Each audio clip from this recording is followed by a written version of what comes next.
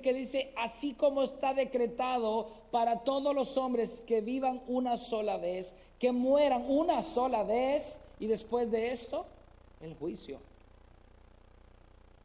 Lamentablemente muchos piensan que ese juicio está muy lejano, pero está más cerca que nunca. Incluso podría ser hoy. Pero la pregunta del $1,000,000 es, ¿en qué o quién tienes puesta tu confianza para ese día?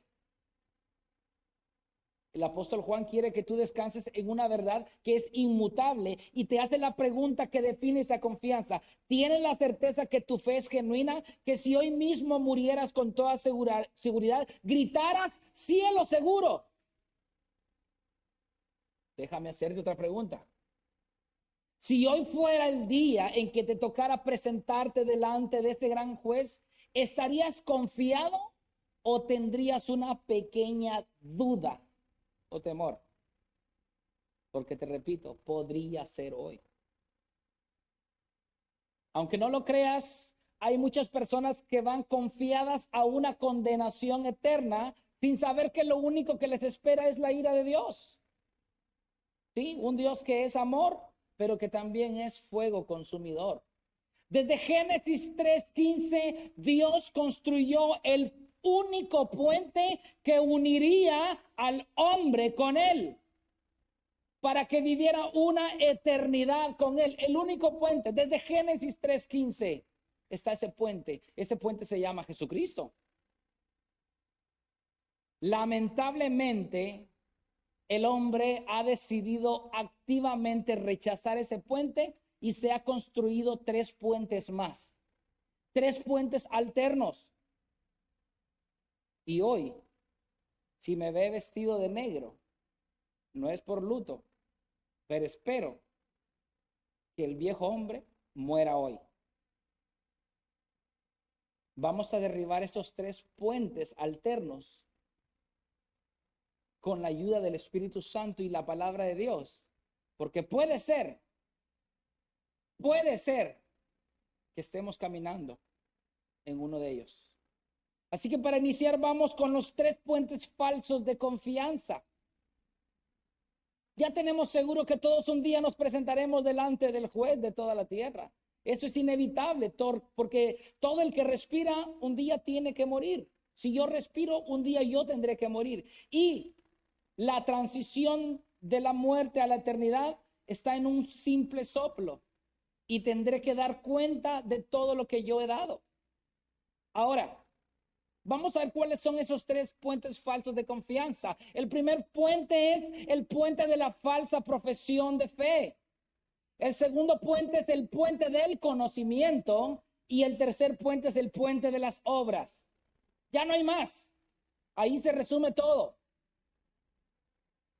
Si vas caminando por uno de esos puentes, yo te exhorto hoy que abandones lo más pronto posible ese camino. Huye, como quien huye de un animal feroz que quiere devorar.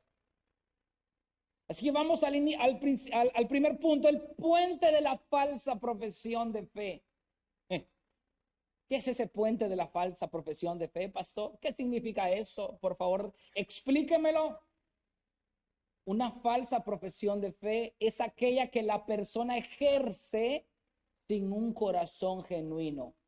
El falso converso piensa que va seguro al cielo por el simple hecho que, número uno, ora, se congrega, lee la Biblia, se bautizó, creció o nació en una familia que profesa religión, o peor aún, descansa por el simple hecho que se hace llamar cristiano. Muchos van felices camino al infierno de fuego con todos esos elementos. Ellos argumentan, no creo que Dios me condene porque yo oro. No creo que Dios me condene porque casi no falto a los servicios. No creo que Dios me condene porque yo leo y estudio la Biblia. No creo que Dios me condene porque yo toda mi vida he pertenecido a la iglesia y nunca me he alejado de la iglesia. Es más, no sé lo que es estar en el mundo. Y qué bueno por ti. Pero te pregunto, ¿Tu profesión es sincera o es pura apariencia? Porque muchos profesan fe no por amor, sino por temor a ser lanzados al infierno de fuego. Y esa fe no es genuina. ¿Sabes por qué muchas de esas personas terminarán en el infierno aunque oraron, aunque se congregaron, aunque estudiaron la Biblia, aunque fueron pastores, diáconos, maestros, evangelistas, etcétera, etcétera, etcétera? Porque su fe nunca fue verdadera. Dice Proverbios 21:27, el sacrificio de los impíos es abominación. Y ojo lo que dice aquí el proverbista, cuánto más trayéndolo con mala intención. Ya el simple hecho que un impío se pare como pastor a predicar, ya es una falta terrible. Pero trayéndolo con mala intención es mucho peor.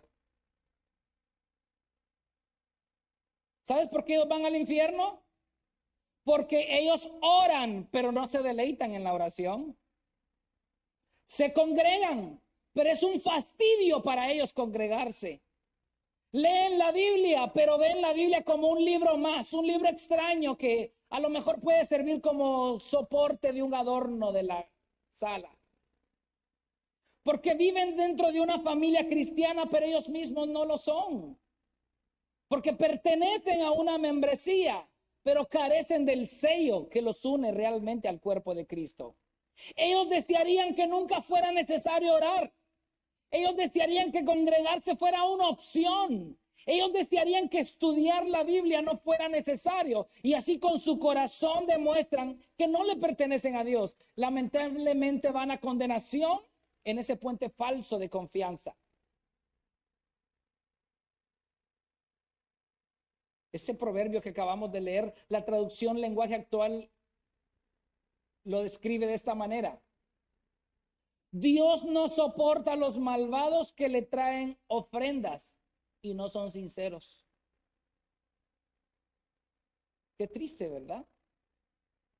Qué triste orar porque hay que orar. Qué triste congregarse porque hay que congregarse. Qué triste leer la Biblia porque hay que leer la Biblia.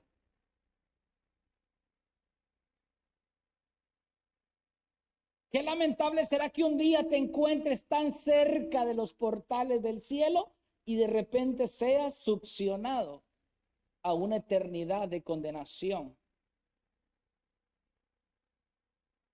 ¿Qué hago, pastor? Si no tienes deseo de orar, pídele a Dios. Pídele a Dios que avive ese deseo en ti. Pastor, no me da ganas congregarme. No le hace. Pídele a Dios que ponga ese deseo en ti, fervoroso en ti. Así como surge ese deseo de trabajar para hacer muchos dólares. Dile, Señor, yo quisiera que mi deseo por congregarme fuera el triple que por ir a trabajar. Si no tienes deseo de profesar tu fe, pídele a Dios que avive ese deseo en ti. No te quedes en una falsa profesión de fe. No te quedes ahí. De lo contrario, lo único que presentarás en el día del juicio será eso. Fui un falso converso. ¿Verdad que es triste? Qué triste que nos presentemos en el día del juicio y que llevemos nuestro currículum. ¿Y esto qué es? Va a decir el Señor. Aquí está todo lo que yo hice en mi vida cristiana. Me congregué, oré, leí la Biblia, evangelicé, vine a los cultos de oración, cultos de enseñanza, estuve en el estudio del libro. Y el Señor va a decir, no conozco nada de eso. Porque toda tu profesión fue simplemente el hecho de que querías parecer justo delante de los hombres, pero nunca fue con un corazón sincero y genuino. Y Mateo 7, 21 al 23 respalda esto que yo les estoy diciendo. No todo el que me dice Señor, Señor, ahí está el lenguaje cristiano, lenguaje religioso. Sí, tiene un lenguaje muy religioso. Entrará en el reino de los cielos, sino el que hace la voluntad de mi Padre que está en los cielos. Muchos me dirán en aquel día nuevamente, ahí está el religioso, Señor, Señor, no profetizamos en tu nombre y en tu nombre echamos fuera demonios y en tu nombre hicimos muchos milagros. Entonces les declararé, jamás los conocí. Apártense de mí los que practican la iniquidad. ¿Tú crees que Dios no se da cuenta que cuando vienes a la oración vienes a dormirte? ¿En serio tú crees que Dios no se da cuenta de eso? Eso es hipocresía. Quédate dormido en tu casa. ¿Tú crees que cuando vienes a la enseñanza Él no se da cuenta que tu mente anda divagando en que cuántas horas hice hoy? Esta semana creo que me van a pagar 1,800, 1,400. Es la otra semana voy a estar aquí. El pastor dando la enseñanza de teología sistemática y usted aquí, no, yo creo que fútbol, el Real Madrid le va a ganar al Barcelona. ¿Tú crees que Dios no se da cuenta de eso? Eso es una falsa religión y vas a condenación. Te lamento decir esto, pero un día, si hoy fuera el día del juicio y tú vas con esa actitud, no hay cielo para ti. No lo hay. No hay cielo para ti. No me estoy riendo porque es la realidad. No hay cielo para ti. Necesitas profesar una fe genuina.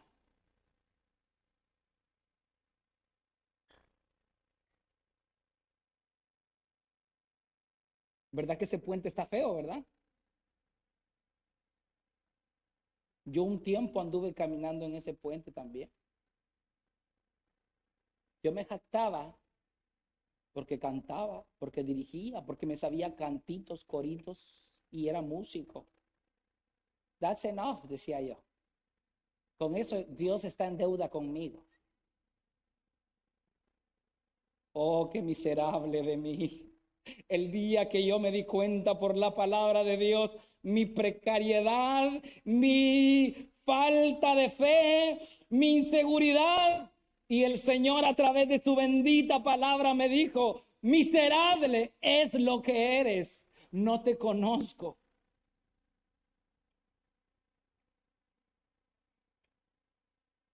Huye de ese puente.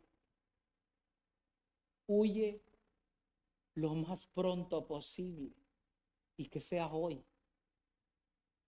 A mí no lo hagas por mí ni pensando en lo que yo te estoy diciendo. Piensa en tu alma. Tu alma es eterna. Tu cuerpo es finito. Tú vas a vivir a lo más unos 50 años más o 60, qué sé yo. Pero tu alma es eterna. Piensa en ella.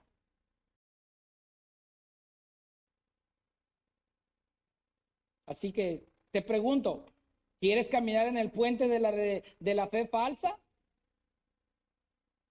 Ok, cualquiera puede decir hoy. A lo mejor no, sí. Me he congregado porque quiero congregarme y estudio la palabra porque amo la palabra. 100 puntos. Pero puede ser que estés en el otro puente, que es el puente del conocimiento. El puente del conocimiento tiene a otros millones de personas el día de hoy en el infierno. Muchos descansan en lo que conocen de las escrituras. Han leído varias veces la Biblia, han estudiado en buenos seminarios, a lo mejor son licenciados, maestros o doctores en Biblia. Conocen terminología bíblica, descansan en su teología y piensan ellos que su salvación está segura porque son calvinistas, arminianos, molinistas, dispensacionalistas, amilenialistas, premilenialistas, postmilenialistas, bautistas, metodistas y pentecostales. ¡Basura! Esto no te da salvación. Hace varios años yo vi una película que se llamaba 60 segundos. En esta película el protagonista tenía que entregar un automóvil que es un Ford Shelby GT500 del 67, valorado en $500,000. Hoy en día vale más. Una joya de automóvil. Tenía que entregar a tiempo el automóvil y ¿qué pasó? por 60 segundos, falló a la entrega. ¿Y sabe qué hizo el malvado por haberle fallado? Agarró aquel automóvil valorado en $500,000, precioso, hermoso, una pintura impecable, unos rines, unas llantas, era una obra de arte. Lo puso en la trituradora y empezó a aplastar aquel vehículo, que salen lágrimas solo de ver esa escena. De la misma manera se verá cómo grandes teólogos o estudiosos de las Escrituras serán lanzados al lago de fuego por toda la eternidad, porque predicaron muy bien, tuvieron buena teología, pero nunca se predicaron a sí mismos. Lamentablemente su teología no los salvará tampoco. Quiero darles un dato histórico. Según los expertos historicistas, creen que los escribas del primer siglo no solamente eran expertos en la ley de Dios, ellos no solamente copiaban textualmente las escrituras, también las interpretaban y las enseñaban al pueblo. Eran unos eruditos bíblicos, los escribas. Y ojo lo que pasó con Jesucristo y un escriba. Marcos 12, 28 al 34. Cuando uno de los escribas se acercó, los oyó discutir y reconociendo que Jesús les había contestado bien, le preguntó, ahí está el escriba, queriendo enseñarle al maestro, ¿verdad? ¿Cuál mandamiento es el más importante de todos? Jesús respondió, el más importante es, escucha Israel, el Señor nuestro Dios, el Señor uno es. Y amarás al Señor tu Dios con todo tu corazón, con toda tu alma, con toda tu mente y con toda tu fuerza. Y el segundo es este, amarás a tu prójimo como a ti mismo. No hay otro mandamiento mayor que estos. Y el escriba le dijo, muy bien, maestro, con verdad has dicho que Él es uno y no hay otro además de Él. Y que amarle a Él con todo el corazón y con todo el entendimiento y con todas las fuerzas y amar al prójimo como a uno mismo es más que todos los holocaustos y los sacrificios. Viendo Jesús que él había respondido sabiamente, le dijo, no estás lejos del reino de Dios. Y después de esto nadie se aventuraba a hacer más preguntas. La respuesta que Jesús le dio no es 100 puntos, mi chavo. ¡Wow! No estás lejos del reino de Dios. No, Jesucristo le dijo, ¿sabes eso? Fue una respuesta perfecta. Muévete de donde estás. Aplica lo que sabes. Así que no estás lejos del reino de Dios, no son palabras para que él se quedara inmóvil. Porque si él moría en ese estado, en aquel día lo único que le dirían, no estuviste lejos del reino de Dios. ¿Verdad que no queremos eso? Hoy si tú tienes una buena teología, una buena soteriología, una buena hermenéutica, eso no basta. De nada sirve que interpretes tan bien las escrituras si Cristo hoy te está diciendo, no estás lejos del reino de Dios. Tú tienes que estar en el reino de Dios. Estos descansan en su teología, pero qué tremendo esto, hermanos. Estos personajes descansan en su teología, pero su teología, en lugar de salvarlos, ¿sabe de qué servirá? Servirá de combustible para que su fuego sea 1000 veces, millones de veces peor que el de cualquier perdido. O sea que saber más implica más responsabilidad. Y si no estás en el reino, el fuego será peor. ¿Por qué lo dice Ramiro? No. Porque lo dice Dios en su palabra, en Romanos 2, 5 al 6. Dice, pero por causa de tu terquedad y tu corazón no arrepentido, estás acumulando ira para ti en el día de la ira y de la revelación del justo juicio de Dios. Él pagará a cada uno conforme a sus obras. Ahora, observe lo que dice Romanos 2, 1 al 4. Por lo cual, no tienes excusa, oh hombre, quien quiera que seas tú que juzgas, Pues al juzgar a otro, a ti mismo te condenas, porque tú que juzgas, practicas las mismas cosas. Sabemos que el juicio de Dios justamente cae sobre los que practican tales cosas, pero oiga, este golpe al hígado de Pablo. Y piensas tú, hombre, tú que condenas a los que practican tales cosas y haces lo mismo, que escaparás del juicio de Dios.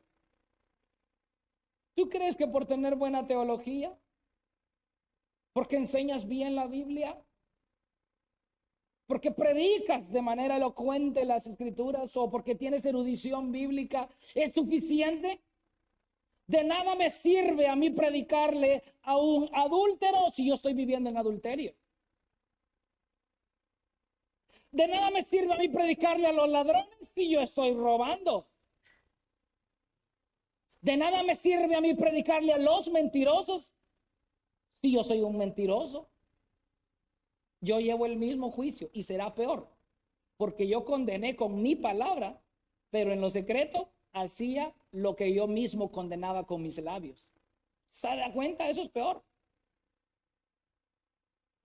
Al que se le dio mucho, mucho se le demanda. Por eso el conocimiento sin fe es infructífero. En el día del juicio el Señor no te preguntará, ¿cuál fue el máximo nivel académico de teología que obtuviste, hijo? Diplomas se van a quedar aquí. El Señor te preguntará, ¿qué hiciste del talento que te di? Hiciste, hacer, del verbo hacer.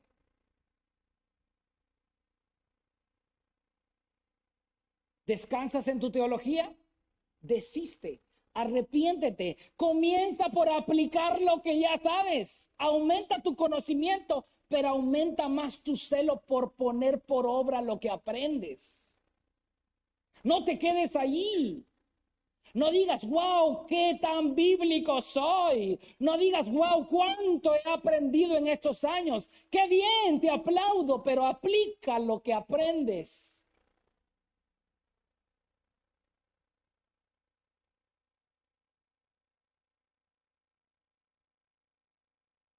Podemos conocer tanto de teología y terminar en una condenación eterna. ¿Qué les parece ese puente? ¿Lo derribamos o nos quedamos ahí? Lo derribamos, ¿va? Ni loco quiero estar en ese puente. Que Dios nos libre. Pero hay un tercer puente y es peor que los primeros dos. El puente de las buenas obras. Este último puente tiene a más personas en el infierno que los primeros dos, juntos. Estos incluso argumentan que no necesitan de un Salvador, que no necesitan vivir vidas piadosas, que no necesitan ser religiosos. Ellos dicen que todo esto por el simple hecho que descansan en sus buenas obras. Qué triste descansar en nuestras buenas obras, porque nuestras obras son tan limitadas, son tan imperfectas, muchas veces carecen del verdadero valor y por eso y solamente por eso, lamentablemente muchos de ellos irán a una condenación eterna. Porque yo te pregunto a ti, ¿con qué obras te presentarás delante del juez? Porque el juez con el que te vas a enfrentar cara a cara no es un hombre finito como tú y como yo. Es un juez que quiero darte el perfil de él. Número uno, es un juez justo que demanda justicia. Dice Números 14:18, el Señor es lento para la ira y abundante en misericordia y perdona la iniquidad y la transgresión, pero de ninguna manera tendrá por inocente al culpable, sino que castigará la iniquidad de los padres sobre los hijos hasta la tercera y la cuarta generación. Así que ese juez no te dará salvación simplemente por el hecho de que pues voy a hacer una excepción. No hay, él es insobornable, es justo. Segundo elemento, ese juez es santo y demanda santidad. Levítico 20:26. Sean ustedes santos porque yo, el Señor, soy santo y los he apartado de los pueblos para que sean míos.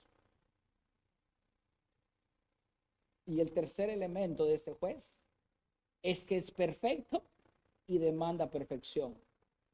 Mateo 5:48, por tanto, sean ustedes perfectos como su Padre Celestial es perfecto. Ahí está. Vamos a derribar el puente de las buenas obras. Así que ya aprendimos que este juez es perfecto, por lo tanto es perfectamente justo, por lo tanto es perfectamente santo. Te pregunto, ¿crees alcanzar las demandas de ese juez? ¿Cuáles son los 10 mandamientos?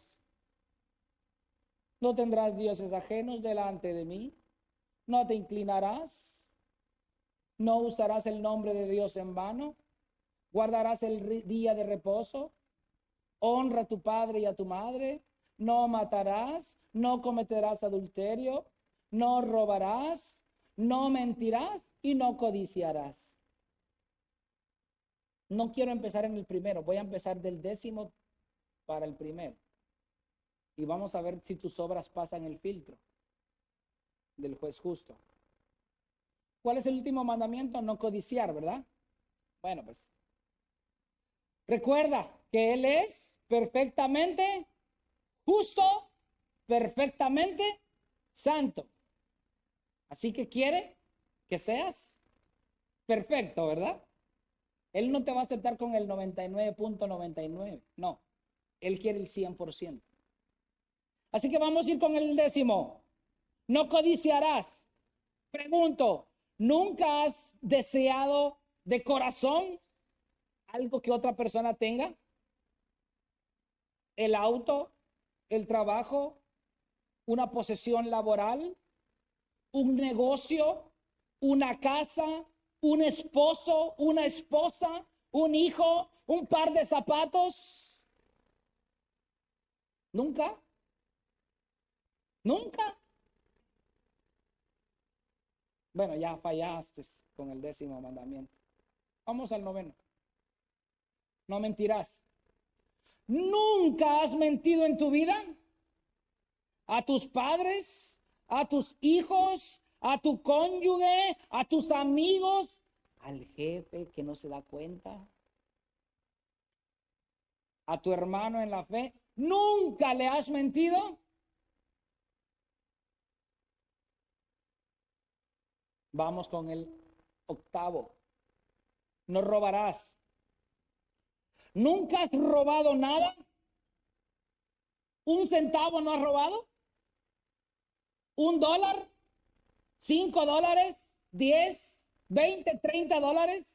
Llegaste 15 minutos tarde al trabajo, pero apuntaste que llegaste a tiempo. Bueno, son 15 minutos de robo al trabajo, a la empresa. ¿Te llevaste a tu casa algún suministro de la empresa? La empresa compra guantes por millones. No tiene nada de malo que me lleve unos guantes para limpiar mi casita. Eso se llama robo, porque el dueño de la empresa gastó para esos suministros, no te pertenece a ti. Si tú quieres guantes, ve a Walmart y compra tus propios guantes. No le robes a la empresa. ¿Verdad que las demandas de Dios son muy altas? Entonces, ¿y tus obras qué? Muéstrame tus obras. ¿Con cuál te vas a presentar delante de ese juez tan santo y tan perfecto?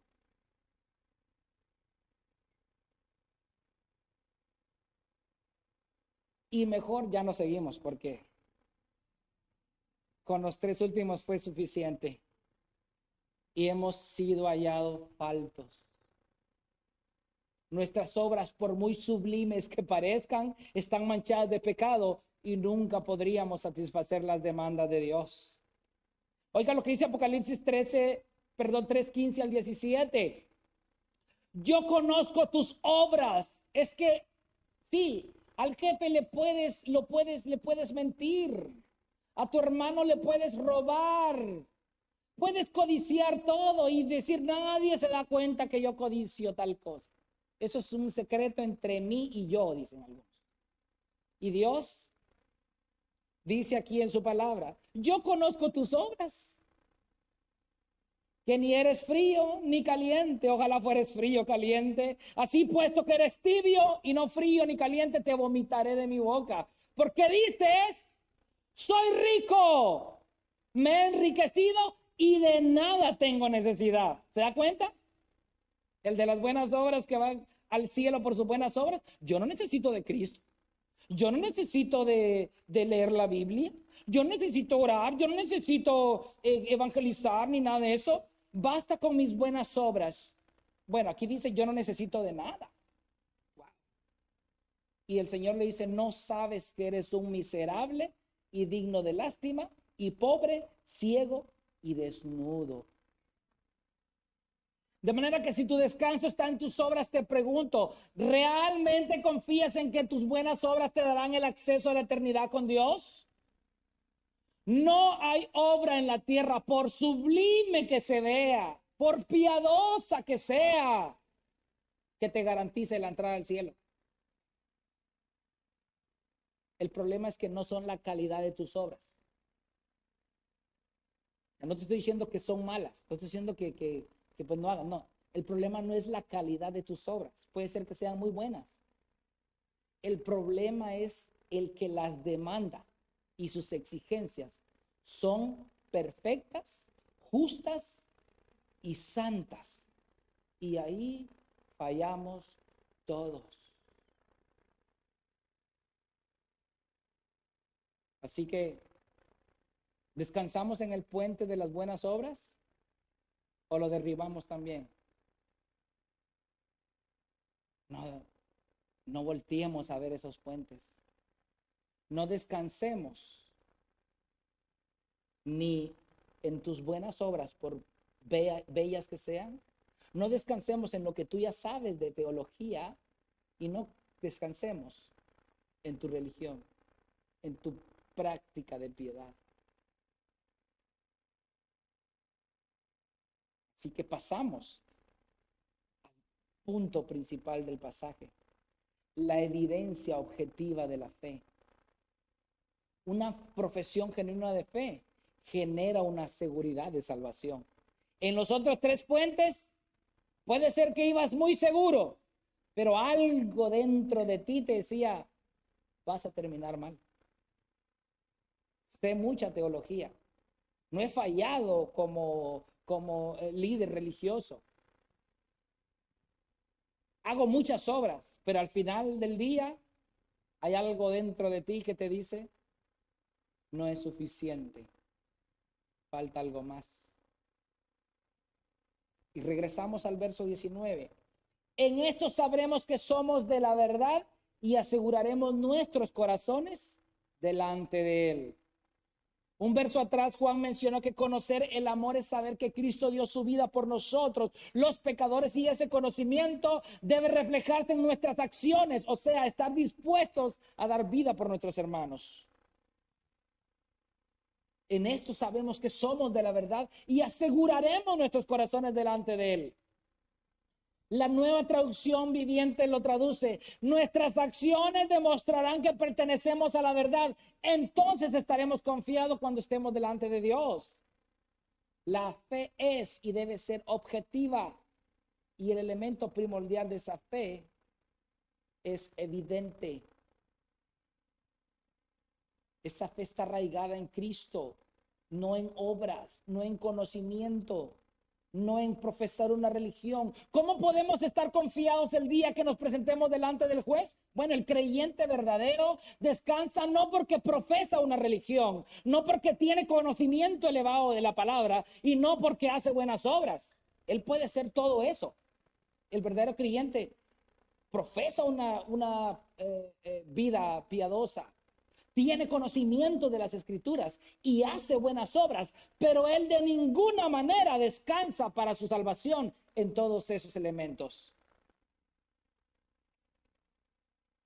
El creyente verdadero no deposita su confianza en ninguno de esos elementos, pero alguien dirá, pero sin esos elementos es imposible ser salvo, y la respuesta es amén. Una persona que no ora, que no se congrega, que no lee la Biblia, que no profesa una fe y que desconoce las escrituras, tampoco es salvo. Que no estoy diciendo que no se debe hacer todo lo mencionado anteriormente. Y es aquí donde este pasaje de Juan toma un giro estremecedor.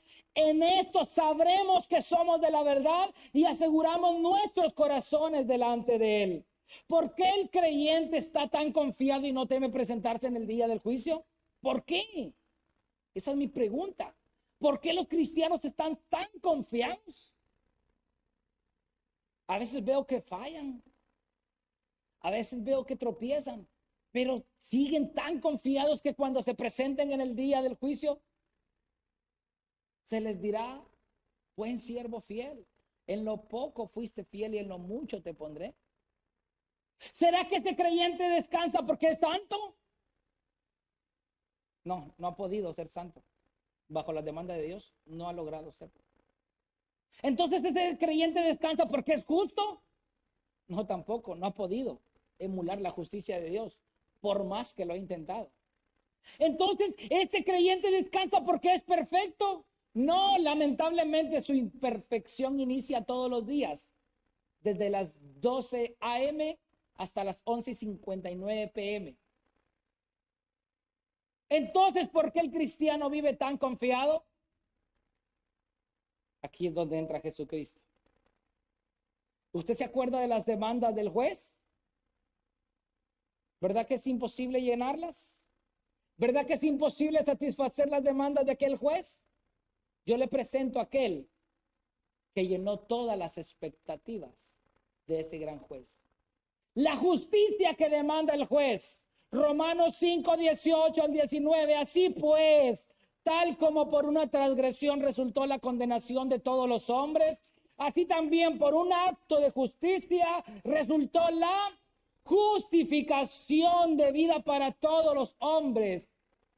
Porque así como por la desobediencia de un hombre los muchos fueron constituidos pecadores, así también por la obediencia de uno, o sea, Jesucristo, los muchos serán constituidos. O sea que el creyente se cree justo, no es por tanto por su justicia, sino por la justicia de aquel que vivió perfectamente. Amén. Así es. Jesucristo es nuestro boleto de entrada. Sin ese boleto no entrarás.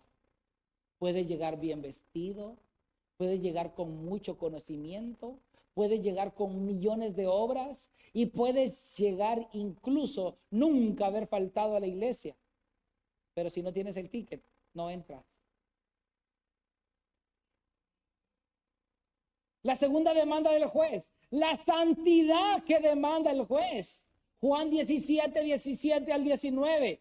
Jesucristo orando sacerdotalmente por aquellos que él había elegido. Santifícalos en la verdad. Tu palabra es verdad. Como tú me enviaste al mundo, yo también los he enviado al mundo. Y por ellos, ¿por quiénes? Por aquellos que le pertenecen a él, yo me santifico para que ellos también sean santificados en la verdad. La demanda de la perfección santa se te imputa a ti. El traje de santidad perfecta no lo cosiste con hilo, no. Ese te lo elaboró nuestro Señor Jesucristo y te lo entregó a ti manchado con su sangre preciosa. Por eso el Padre te ve santo. Porque cuando te ve a ti, ve la santidad perfecta de su Hijo.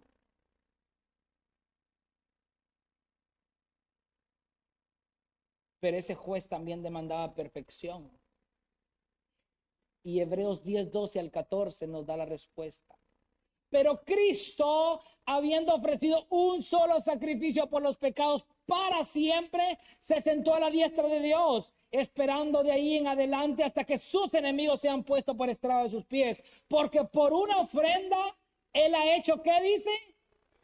Perfectos. Solo por mientras estén en la tierra, solo por una semana, solo el domingo, para siempre a las que son santificados.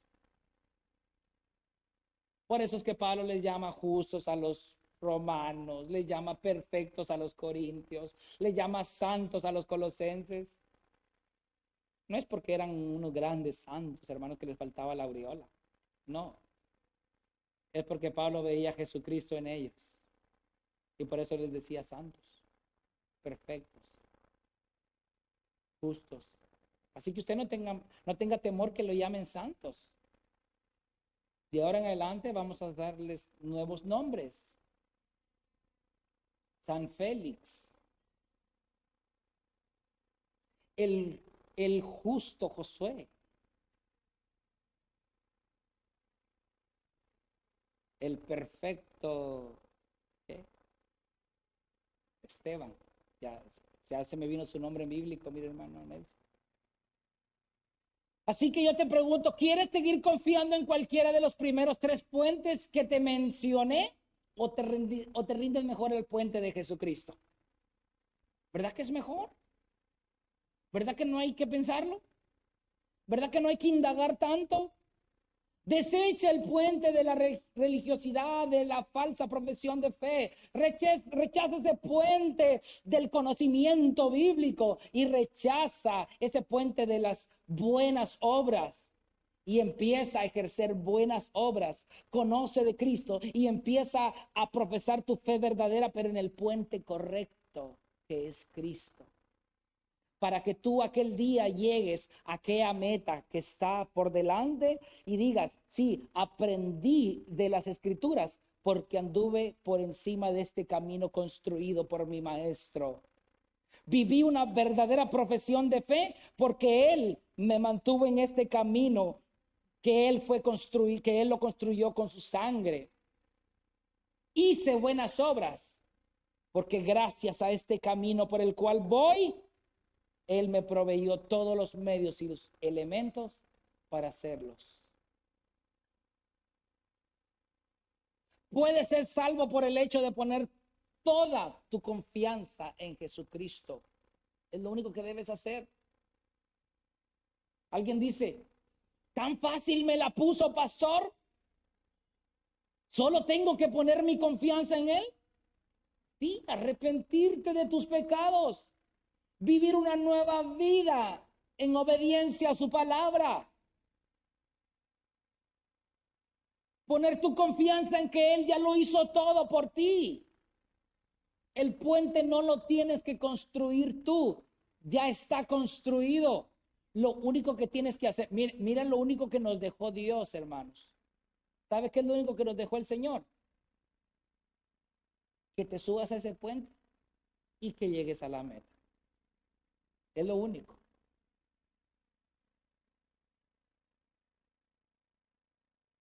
Por eso se llama el Evangelio de las Buenas Nuevas de Salvación. Si tú tuvieras que hacer algo, ya no serían buenas nuevas, serían buenas malas. Porque todas tus y mis obras están manchadas, porque las demandas de Dios son altas. Pero Dios nos mostró su grande amor, su inmenso e insuperable amor, que aun siendo nosotros viles pecadores, Cristo murió por nosotros. Cuando todo estaba perdido, Dios proveyó el Cordero justo, perfecto, puro. Me recuerdo cuando Abraham iba a sacrificar a su hijo Isaac. Un segundo antes le dice, detente. Y no permitió que Abraham sacrificara a su hijo. Y después dice, ¿y el cordero? Ahí estaba el cordero entre los matorrales. Eso es lo que Cristo, ese segundo, ese fragmento de tiempo, es tu tiempo de vida que Dios te está permitiendo aquí en la tierra. Estás a punto de ser sacrificado y el cordero está ahí entre los matorrales. Cristo es el cordero inmolado. Dios ya proveyó el cordero. No tienes que irlo a cazar. ¿Quieres ser parte de este grupo de cristianos que esperan ansiosamente el retorno del Rey? Pon tu fe en Jesús. Vive para Él, muere por Él, ámalo a Él, obedécelo a Él, camina con Él. Es lo único que debes hacer. ¿Qué tan difícil es? No hay opción 2 ni 3. No eches por la borda la única oportunidad de ser salvo. No esperes sentir algo, porque los muertos no sienten. Pero Dios se ha prometido resucitar a través de su palabra. Y yo sé que hoy tú has escuchado la verdad del Evangelio. No esperes. No esperes sentir algo dentro de ti para tomar esta decisión tan importante de tu vida. No esperes que alguien te convenza a ti. Ya Dios ha hablado a tu corazón. Él te ha mencionado estos 3 caminos que el hombre ha construido a lo largo de los años y que esos caminos lo único que conducen a una eterna condenación. Él ya preparó el camino para ti. Pon tu fe en Él. Órale a Él, dile hoy, ahí donde tú estás, me arrepiento de mis pecados, Señor. Yo antes pensaba que por congregarme era suficiente, iba a ser salvo. Yo pensaba porque había nacido en un hogar donde mis padres eran cristianos, yo ya era salvo. O yo pensaba porque por tener tanto conocimiento de las Escrituras, yo ya era salvo. O porque yo pensaba que porque había hecho tantos bienes, regalado comida a los pobres, ropa a los necesitados, yo pensaba que con eso ya era suficiente, Señor. Pero me doy cuenta que no. Aquí estoy delante de ti. Te suplico me perdones por haber puesto mi confianza en algo que nunca debí y haber rechazado tanto tiempo a tu Hijo Jesucristo. Hoy quiero poner mi confianza en ti. Hoy decido, hoy quiero que tú me ayudes a salir de este camino y alinearme al camino de Cristo, porque este camino es seguro. Y su palabra dice en Filipenses 1:6 que aquel que comenzó la buena obra será fiel en perfeccionarla. Si ya pusiste un pie en ese camino, puedes tener la certeza que llegarás hasta el final. Porque el Señor dice en su palabra, todo aquel que el Padre me trae, todo aquel que viene a mí, de ninguna manera yo lo echo fuera. Él solo quiere un corazón arrepentido. Es lo único. Un corazón arrepentido que quiera obedecer, que quiera vivir para Él y que quiera poner en práctica lo que aprende. Dios ha hablado hoy. Dios habló a mi vida en este sermón tan fuertemente, hermanos. Yo le he orado al Señor para que Dios también haya hablado a sus corazones en este día. Y que si estábamos confiando en alguna obra, algún puente, salgamos de ahí, hermanos. Puede ser que hoy sea la última oportunidad que tengamos. Padre, te damos gracias porque tú has hablado a nuestros corazones, Señor. Nos has brindado, Señor, esta luz. Nosotros descansamos, vivimos confiados, pero no porque descansamos en nuestras obras, ni tampoco porque descansamos en nuestro conocimiento o nuestra profesión de fe. Señor, descansamos en las obras exclusivas, únicas de Jesucristo. Tú has guardado nuestros corazones. Tú has hablado a nuestras vidas Y hoy, Señor, lo único